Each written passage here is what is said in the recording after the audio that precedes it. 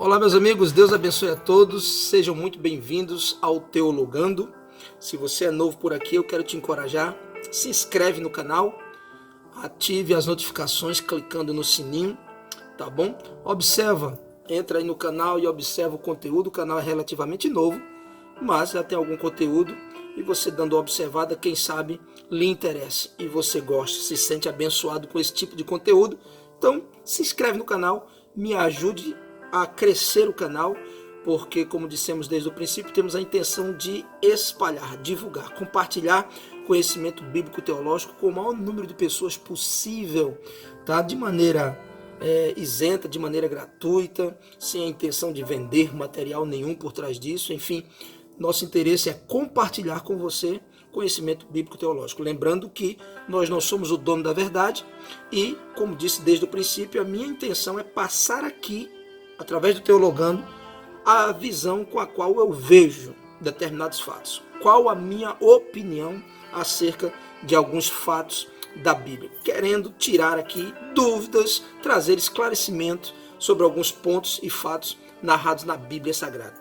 E eu tenho um fato curioso, que ao ler a Bíblia hoje, eu estava meditando na Bíblia e isso me veio à tona e eu queria ler com você aqui esse versículo, Mateus capítulo 9, versículo 27, alguns versículos, diz assim a palavra do Senhor, 9 de Mateus, versículo 27.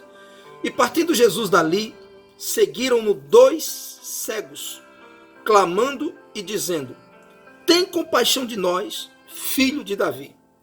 E quando chegou a casa, os cegos se aproximaram dele, e Jesus disse-lhes: credes vós que eu possa fazer isto? Disseram-lhe eles: sim, Senhor. Versículo 29. Tocou então os olhos deles, dizendo: seja-vos feito segundo a vossa fé. Versículo 30. E os olhos de ambos se abriram, e Jesus ameaçou-os, dizendo: olhai que ninguém o saiba. Amém? Muito bem, essa é uma passagem conhecida. Jesus cura esses cegos que vêm gritando atrás dele, pedindo compaixão, misericórdia, e Jesus os atende. E Jesus diz: mediante a fé de vocês, conforme a fé de vocês, seja feito isso que vocês estão pedindo. E os olhos se abriram. E a Bíblia diz que em seguida Jesus os compeliu, Jesus os ordenou, né? Não diga isso para ninguém. E é um fato curioso, porque logo em seguida os cegos, né, obviamente, não tinham como esconder e divulgaram, porque se eram cegos e as pessoas que os conheciam antes agora os veem curados da cegueira, obviamente não tinha como abafar. E a questão a curiosidade é por que Jesus ordenava às pessoas que ele curava que não contassem sobre o milagre que receberam. Por que Jesus fazia isso? Eu já ouvi alguém dizer que era uma estratégia de marketing do Senhor Jesus, né? O efeito contrário. Se Jesus proibia, as pessoas iam fazer o proibido. Mas, bom, respeitando, obviamente, a opinião de cada pessoa, de cada inscrito, de cada espectador aqui, mas eu, na realidade, não creio dessa forma, porque, obviamente, Jesus, sendo quem ele é, não depende, não precisa de marketing algum, né? Mas, como é a proposta do canal, eu vou expor aqui a minha opinião acerca desse fato, dessa curiosidade. Por que Jesus ordenava que as pessoas não divulgassem os milagres que eles tinham acabado de receber através do próprio Senhor Jesus Cristo? Amém? Bom, primeiro motivo que eu vejo é que existe um plano de Deus sendo executado na terra através de Jesus. E esse plano não poderia ser atrapalhado por qualquer pessoa, por ninguém, nem por nenhuma circunstância, inclusive a fama.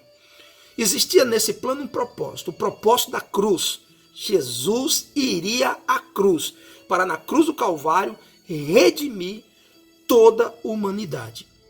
Então, para que esse plano não tivesse nenhum tipo de obstáculo, Jesus então pedia que as pessoas não divulgassem, a fim de que as multidões não viessem ali a ele e de alguma forma pudessem atrapalhar esse propósito que Jesus tinha como Filho de Deus, de subir à cruz do Calvário.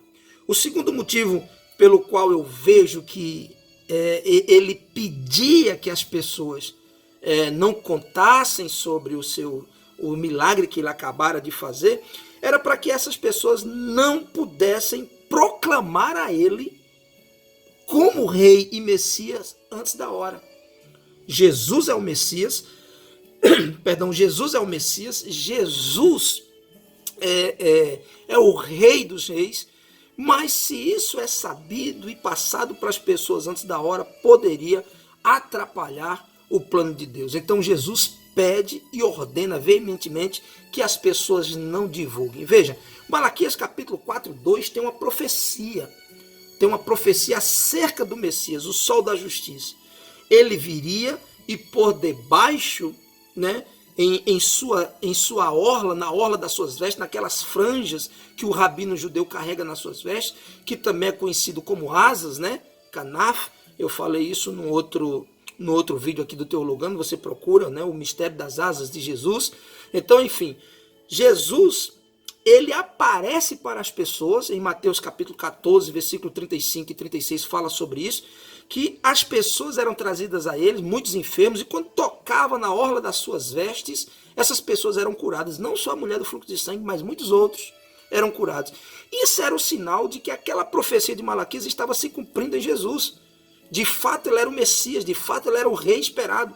Porém, eles não queriam, Jesus não queria, não fazia parte do plano de Deus que as pessoas soubessem disso e ativassem ou colocassem Jesus como rei e Messias antes da hora. Até porque o plano das pessoas era receber o Messias prometido por Deus, mas o Messias político, o Messias guerreiro, como eles estavam esperando, como fosse o próprio, né, como fosse o rei Davi. Então, o Messias na cabeça deles era um Messias político, era um Messias guerreiro, como foi o rei Davi, uma vez que o Messias viria da descendência de Davi. Então, na minha opinião, para mim, esse é o segundo motivo pelo qual o Senhor proíbe as pessoas de divulgarem que aquele milagre tinha sido feito por Jesus. Por quê? Porque era confirmar que Jesus era o Messias. Isso não poderia acontecer antes da hora. E o terceiro e último motivo, para não despertar na multidão o desejo de buscá-lo só pelos milagres. Porque esse não era o objetivo central do ministério de Jesus. Curar pessoas ou até mesmo ressuscitar pessoas. Porque quem era ressuscitado voltaria a morrer. Quem era curado naquele momento poderia adoecer de outra enfermidade.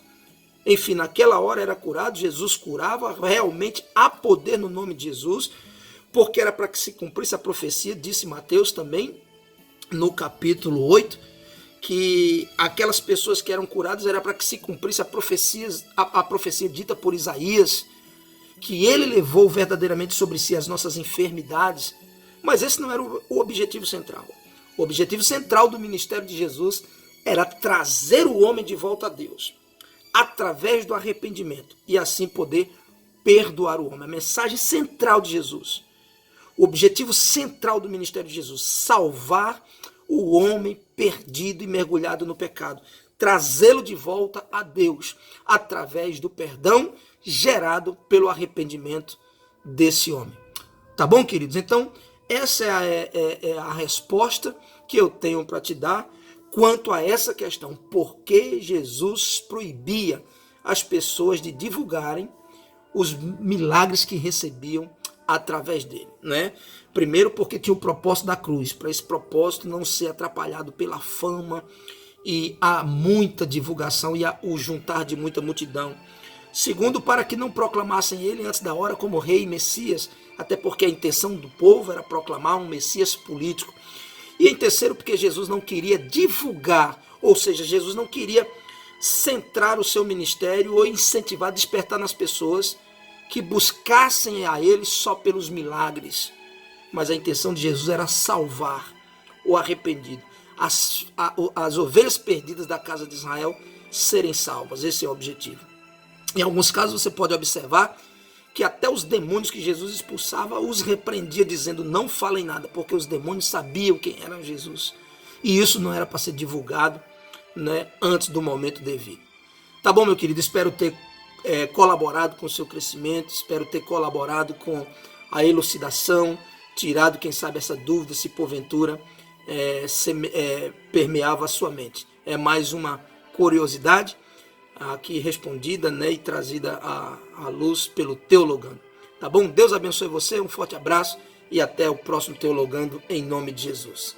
Se gostou, curta, compartilhe e não esquece, se inscreve no canal e ativa as notificações clicando aí no teu sininho em nome de Jesus. Um forte abraço, Deus abençoe e até a próxima.